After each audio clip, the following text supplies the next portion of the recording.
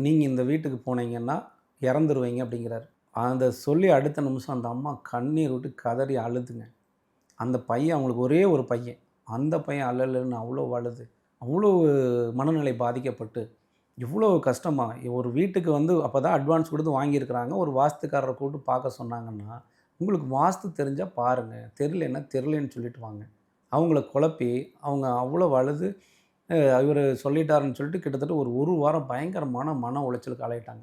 அடுத்து என்ன சொல்லியிருக்காருன்னா, உங்களோட பையன் இங்க வந்தாருன்னா, உங்க பையனும் இருக்க மாட்டாரு. உங்க மருமகன் வந்தா, மருமகளும் இந்த வீட்டுக்கு வந்தா இறந்துருவாங்கம்மா. அதனால இந்த வீடுக்கு நீங்க போகாதீங்க அப்படின்னு சொல்லி அவரு சொல்லியிருக்காரு. இது வந்து முற்றிலும் முழுக்க முழுக்க தவறான தகவல் அவரு சொன்னது. அந்த வீடு வந்து ரொம்ப சிறப்பான வீடு தான். அந்த வீட்ல எந்த விதமான குறைகளும் இல்ல அப்படின்னு நான் சொல்றேன்.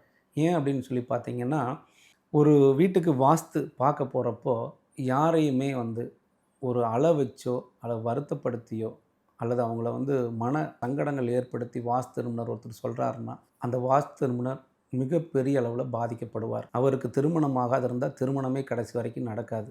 சப்போஸ் கணவன் மனைவியோட சேர்ந்து இருந்தாருன்னா பிரிஞ்சிருவாங்க.